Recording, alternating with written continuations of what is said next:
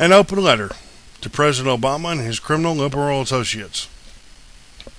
Mr. Obama, maybe they didn't cover American history when you were schooled in the Indonesian schools you went to. Obviously, you do not understand the American spirit or the will of the American people. Your criminal liberal associates seem to think they have put a halt to the Tea Party movement. I beg to differ, sir. You have now emboldened those that believe in the American Constitution and the Founding Fathers' will to keep this country free.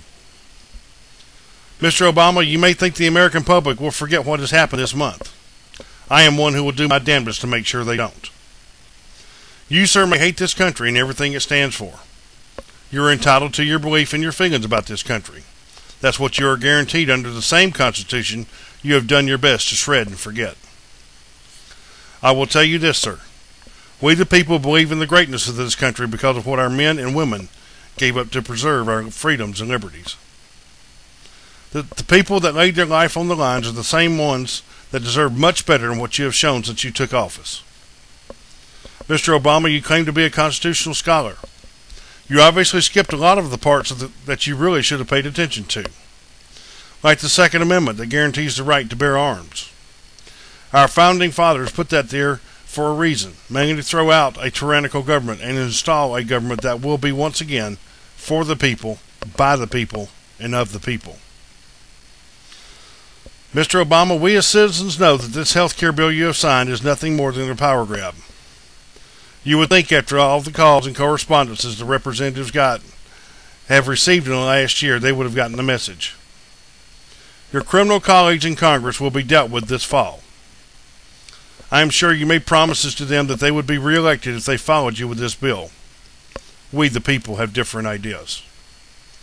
Madam Pelosi, Mr. Reid, enjoy your time in the spotlight now and throughout the rest of the year. If possible, I personally would like to see you both brought up under charges of treason. The last time I looked, a direct usurpation of the Constitution is a criminal offense. Mr. Obama, Madam Pelosi, Mr. Reid, I am one person that refuses to stand in fear of tyrants or tyrannical government, just simply because you feel I should. I will stand for the Constitution and for freedom until the day I leave this world. You may think you have taken God out of this country and replaced him with the, quote, peaceful religion of Islam, end quote, but you haven't. Last time I looked, the state could not endorse or sponsor any religion in this country.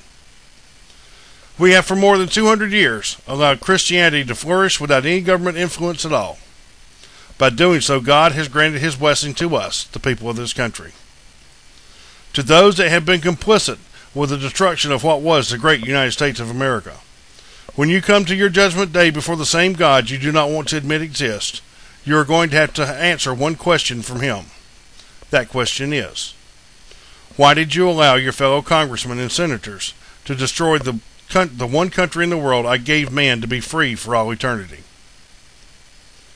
To all of you that would like to squelch my speech, I will say this. Do your worst. We'll settle up when you're through. Mr. Obama, when you studied the Cloward Pivot strategy and Saul Alinsky, you didn't seem to understand that those ideals in their books were for common people. I can tell you this now. Americans are not common people. We love our liberties and our freedoms. If we didn't, there's a good chance we would all be speaking German or Japanese by now. You underestimate the American people to think we will just sit by and take what is given to us by you and your cohorts in Congress. You are very sadly mistaken in this belief. We hold dearly all of our founding documents, not just our Constitution. You may be a constitutional scholar, but there's a lot more to America than our Constitution. We also hold dearly to the charges made to us by our founding fathers in the Declaration of Independence. The charge that when government becomes too tyrannical, that we should overthrow that government and replace it with a new one. I am not advocating bloodshed. I am advocating peaceful resolution to our differences, and should that not be possible, there will be no other choice left to us but to follow our founding fathers' instructions and overthrow this government. You have hidden everything there is to know about you, and along with your willing accomplices in the Congress and in the mainstream media, you have made sure you took power by any means possible. Mr. Obama, believe it or not, your house of cards is collapsing around you. We, the American people, will take back our government, and once it is done, we will never take our eyes off of government again. Everyone in government will be held responsible and accountable for everything they do and say. The reason millions of people came to this country was to escape the tyranny of governments they were in. They did not come here to be told they would be subjects of the government once again. They came here to be free. Even the same countries you have tried to pattern your socialistic programs from in Europe have told us this is not the path to take. Yet, like the voices of the Americans you were elected by, you have ignored the voices of the people that have been where you're taking this country. Not that you understand the founding of this country and the basis it was founded upon, but I will repeat it once more. Maybe seeing it in writing might get the message across. This country was founded on Judeo-Christian values and the belief of individual liberties. We have held these principles dear to us for many years. We as Americans will not just lay down because you and your cohorts in Congress tell us to. We will fight for what is right and what our God tells us to fight for, even at the point of sacrificing all. We are a proud nation and a proud people. Not one time in our history have we ever conquered a nation that was liberated without aiding them in their recovery and giving them back their country better than before it was liberated.